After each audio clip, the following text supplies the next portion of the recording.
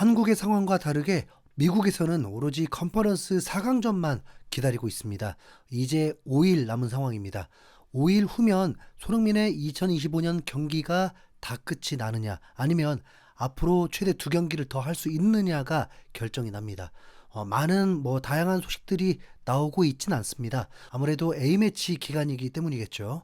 밴쿠버는 1라운드 달라스전에서 32,000명의 관중이 모였습니다. 그런데 이번 LAFC와의 경기에서는 차원이 다른 53,000명 이상의 관중이 표 예약을 하면서 솔드아웃이 되었습니다.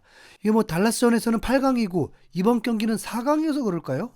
지난 시즌에도 LAFC와 밴쿠버의 경기가 플레이오프에서 만났는데 당시에는 2만 명이었습니다.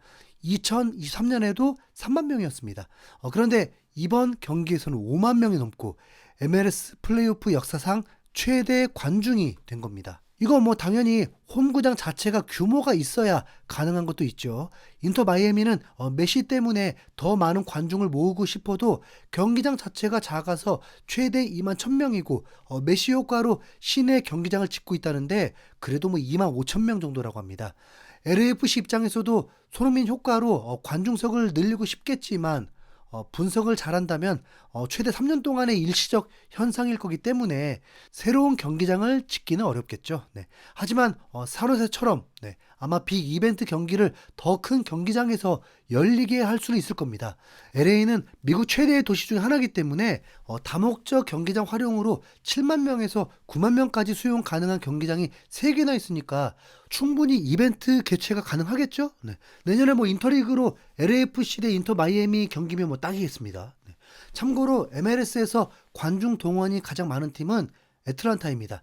약 4만 명 정도라고 하더라고요. 오히려 LAFC는 창단 후에 빠르게 B클럽 자리에 오르려고 하지만 관중석 최대가 2만 2천 명이고 평균 2만 1,000명으로 12위에 올라 있습니다.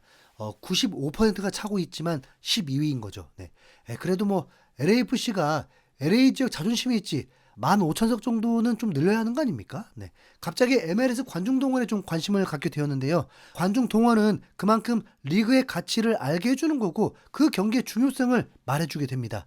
결론은 이번 밴쿠버 대 LAFC 경기에 5만 3천여 명이 들어찬다는 건 엄청난 관심을 갖게 되고 그게 바로 손흥민 효과라는 증명이 된 거죠. 아직 국가대표 선수들이 합류하지도 않아서 소식이 뜸한 상황에서 여전히 단골 LAFC 소식 전하는 중계진의 팟캐스트 소식이 올라왔는데요. 실제 이번 경기에 중계할 해설위원을 게스트로 모시기도 했는데 엄청 기대한다면서 전율이 흐르는 경기가 될 거라고 합니다. 긴 방송을 최대한 축약을 해봤습니다. 함께 시청해 보시죠. Let's get into the international duty because I think this will lead us into the preview. By the way, you've got to be pumped, man. How many times you been up to Vancouver this season? You and Mo are going to be calling this game. Yeah, incredibly pumped. I mean, the atmosphere, it's kind of weird. We didn't know what to expect from Vancouver at the start of the season. I think we're all kind of like, Jasper Sorensen, who is this guy? Vanny did such a good job, and he's elevated the team. They've become an incredible side to watch. They're on the front foot. They play really good football. And then they add in Thomas Muller, and then LAFC add in Son. So you got star power on either side. But what I like about this game isn't just about the two stars. These are two very good teams without the stars, but they just they're the icing on the cake for me. So incredibly excited. I know it's a sellout at BC Place. Yeah, it's gonna be an electric game on Saturday. Complete sellout. That's a big building, 53,000 seats. They're all told to bring back their flags. So whether you're there or you're watching from home, it's going to be impactful. And for all the history that LAFC have had in that building, they've never faced an audience like this. But we'll get more into that. I'm gonna list off what's happening for the international duty. There were 7 senior LAFC players. I want to mention also Jude Terry, who scored a goal against Morocco in the Under-17 World Cup, but Morocco came back and knocked out the U.S. I know he's disappointed. I DM'd him, and it's a great experience, but obviously they were hoping to be there a little bit longer. But Jude, so the guy got knocked out of the World Cup, and then he goes into the dressing room and he finds a DM from you. I mean, he didn't have a great day, did he? I waited a few hours. It was like, keep your head up, Jude. You did good.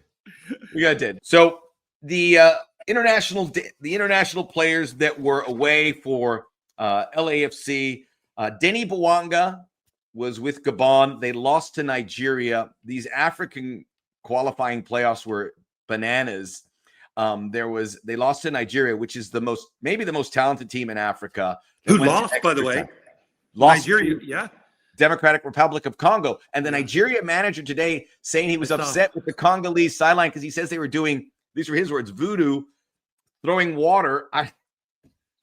I saw those comments. I mean, I think voodoo is undefeated in penalty shootouts. So I ain't touching it. I ain't looking at that stat. I'm just repeating what was said.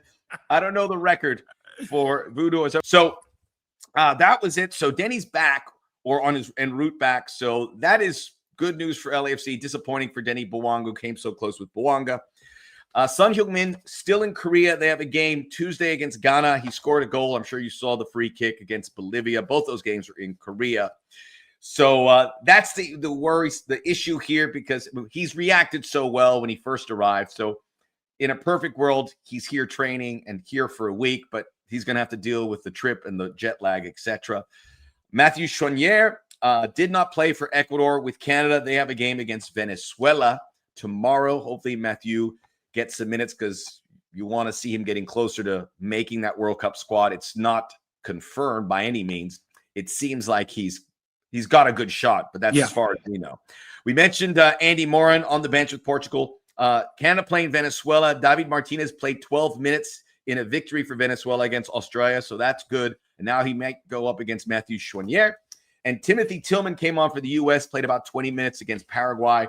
All reports from Mauricio Pochettino loves what Timothy Tillman's brought to the camp. And he is trying to, it's a long way to go, but he is trying to perhaps make that U.S. team, which, by the way, having a U.S. national team player for an MLS club here is, all due respect to everything else, that is as good as it gets because you have that connection to the domestic fan base, which would be huge. Your thoughts about those players? It's a long list. Vancouver's is not as long, which you have to take into means there, but good stuff. Nothing bad. Oh, I should mention Nathan Ordaz with El Salvador. He's come back too. He got the green light to come back. El Salvador lost their game. So they're out of World Cup contention, but they'll play against Panama. But there you go. A lot of guys, different experiences. Yeah, I think, look, Denny Bwanga, first of all, I think we all wanted to see him at the World Cup. The qualifying campaign that he had, to go out of that is difficult. The fact that it happened last Thursday, it gives him a few days to kind of let it settle in. I'm sure he's disappointed, but the fact that he comes back and almost has a full week before you play Vancouver is massive. We've seen Denny get off the plane, go straight to the field and score. We know he's that ability, but I think Steve will be happy to have him on the training ground for a couple of days in advance. I don't think it's an easy time to be a coach because it's right in the middle of playoffs, and yeah, you want your players to do well and Chonier to play, but you're also thinking, God, I don't want anybody getting injured again because that can make or break your season. And I know we're going to talk about it, but that's part of the whole thought process for the calendar change, that we're not in the midst of playoffs and the most important part of the season when everybody's off with their international teams. But I would say, look, Son doing what Son does, scoring spectacular goals, nothing new there. But out of all of them, I think Denny's the one that I look to. And I'm sad for him because I think what we've watched over the last few years in MLS, it would have been so good to see him on the world stage at the World Cup with his country. But unfortunately, it's not going to happen. But good that he's going to be back ahead of the pivotal game this weekend. And with Son Heung-min, how do you feel about it? Because we've seen that process going before where he first arrived, got off the plane, did the press conference, and then was in Chicago. So we've seen it. But again, this is the playoffs. And in a perfect world, you'd like to have a clean slate. And we'll talk about the calendar change. We're not in that situation right now. Yeah, I think, look, with Son, he's such a professional, isn't he? In terms of how he handles himself, how he takes care of himself. I don't have a worry about him. I don't have a worry about Denny either because, as I mentioned, he's in short periods of time come back. I think it was Dallas, right, where a couple of years ago where he came back like within 24 hours and scored the goal late on to give them the win. I actually think Nkosi Tafari scored for Dallas that day to bring all of it back together to LAFC. But Son, I'm not worried about. But I do think, for a manager, it isn't every time. You want to have, you're talking about certain aspects of tactical work that you want to do against a team that finished above you in the standings, right? Vancouver finished ahead of LAFC. We've seen this rivalry before in the playoffs, but never a one-off game in enemy territory. So for LAFC, this is tougher than the last two, the last two times we faced Vancouver in the playoffs. So I think you want Son on the field as much as you can. But if there's anybody who you can deal with not being there, getting late, and still being at the top of their game, it is Son Heung-min. I think it's fair, and for the Korean public, they deserve to have Son there because this is 7 months away from the World Cup. 손흥민은 오늘 경기를 마치면 수요일 오전에 곧바로 미국으로 떠나게 될 것입니다. 꼭 무사귀한 몸살이자. 이상 흰수염고래였습니다. 감사합니다.